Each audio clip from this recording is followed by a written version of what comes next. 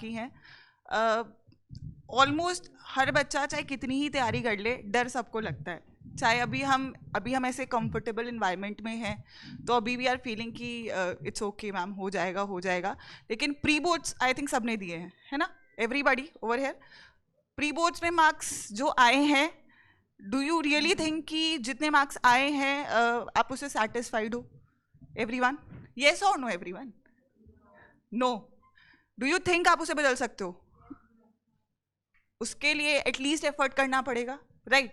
Planned वे में पढ़ना पड़ेगा। यूट्यूब पे हम बहुत सारी चीज़ें कवर करवाते हैं। यूट्यूब पे आई थिंक आप लोग रेगुलरली, आई थिंक सब कितने बच्चों ने मैराथन्स देखी हमारी?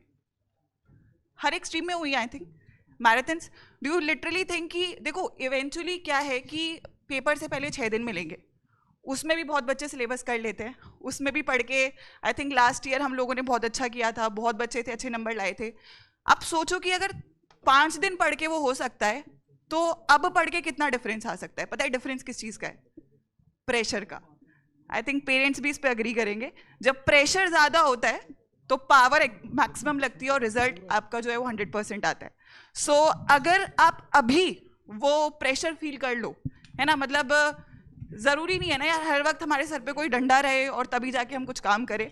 डंडा है बोर्ड्स का, ठीक है, लेकिन one thing that you need to feel from within, वो ना खुद से आना चाहिए। हम कितना ही बोले, पेरेंट्स कितना ही बोले, जब तक आपको ये फील नहीं होगा ना कि ये आपके मार्क्स है, ये आपकी रेप्यूटेशन है, तब तक चीज़ें नहीं बदलेंगी, राइट? सो आई थिंक मैं एक टीचर से पूछना चाहूँगी कि नेक्स्ट 30 डेज हम यहाँ पे क्या करने वाले हैं, हम यूट्यूब पे क्या करने वाले हैं। हमारा विजेता बैच है बोर्ड्स का, डेल्टा बैच है CUT का।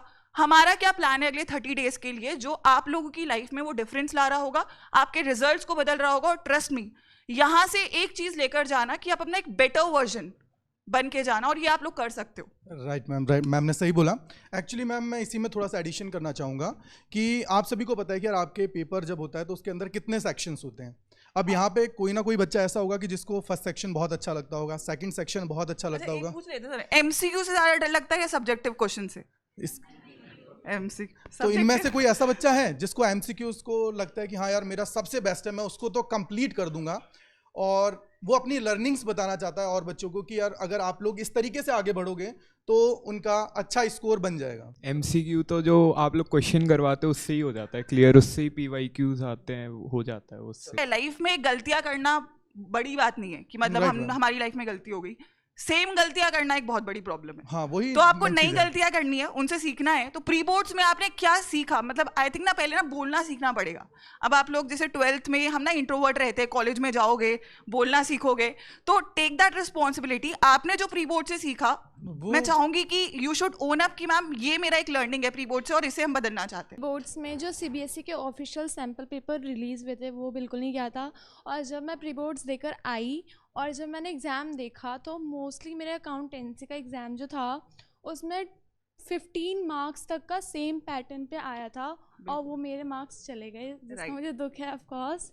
तो ये आपने प्रीवियस ईयर क्वेश्चंस या सैंपल पेपर्स नहीं हाँ, CBSE का जो सैंपल पेपर रिलीज हुआ था सितंबर 5 को, वो मैंने नहीं करा था, वो मैंने अब करा है प्री बोर्ड्स के बाद। तो वो ज़रूर कर लेना चाहिए क्योंकि बिल्कुल वही ब्लूप्रिंट होता है, उसी के same as it is mostly मतलब सेम पैटर्न पे क्वेश्चंस आ जाते हैं। बिल्कुल। सो आई थिंक ये एक अच्छी लर्निंग है कि यार पता है इट्स नॉट अबाउट कि ना ये ऐसा सेशन नहीं है कि हम बस बोल रहे हैं और आप सुन रहे हो, but it is more about helping your self. क्योंकि ना अभी बात करके, अभी प्रॉब्लम्स डिस्कस करके रिजल्ट बदला जा सकता है। हम लोग अक्सर ना रिजल्ट के बाद मिलते हैं। तो सबसे बड़ी बात यही है, एक चीज मैं इसमें ऐड ऑन करना चाहूंगा। देखो मैम ने बताया, देखो आप लोग जब भी पेपर देते हो तो इतना कंफर्म कर लो कि यार देखो जो भी ब्लूप्रिंट आप सभी का रिलीज किया जाता है, एक्चुअली ब्लूप्रिंट का मतलब ऐसा नहीं है कि पेपर के अंदर जो हमने सोच लिया वही आने वाला है। आप लोग ये देखिए कि CBSE की तरफ से जो रिलीज हुआ है, ये मान के चलिए कि 70 to 80% वो वही रहता है। सिर्फ 20% में ऐसा होता है कि वो लोग थोड़ा सा चेंज करते हैं क्योंकि बच्चे हैबिचुअल हो जाते हैं यार कि बहुत सिंपल सवाल आ रहे हैं, बहुत चीज़ें ऐसी हैं। तो अगर आप लोग पढ़ के जा रहे हो तो ये 100% है कि उससे सिलेबस से आउट ऑफ द सिलेबस कोई चीज़ नहीं जाएगी। और 80-20 का रूल है, वो सब लोगों को फॉलो करना है। एटलीस्ट 80-20 पे अगर जाओगे तो सारी चीज़ें आप लोग कंप्लीट कर पाओगे। 20% सिलेबस से ही सवाल बनते हैं। अब 20% कैसे पता लगेगा? लास्ट 10 ईयर्स के PYQs उठाओ, सबसे इंपॉर्टेंट जो सवाल हैं उनको वहाँ पे मार्क्स। ये हम YouTube पे भी तो करवा रहे हैं। हाँ, वो तो फिर हम लोग बहुत इंपॉर्टेंट। मैं एक बार नीलम मैम से पूछना चाहूंगी। नीलम मैम, अगर आपको बच्चों को ये 30 डेज में एक जो चीज़ है उन्हें बदलनी चाहिए जो करेंटली वो कर रहे हैं, और ये इरिस्पेक्टिव ऑफ स्ट्रीम है, आई थिंक 12th है एंड इसके बाद CUET है, JEE है, नीट है, आई थिंक अब तो आपका ना जो सिलसिला है वो शुरू होने वाला है, और अब लर्निंग बहुत इंपॉर्टेंट है क्योंकि अब रिजल्ट बदले जा सकते हैं, अगर अब नहीं करोगे तो रिजल्ट नहीं बदले जा सकते।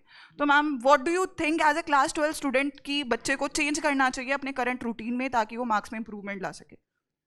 ठीक है, तो उससे पहले कि हम आगे वाले रूटीन में क्या चेंज करें, उससे पहले मैं आप सभी से एक चीज़ पूछना चाहती हूँ। आप इससे पहले क्या कर रहे थे? जैसे YTs पर हमारे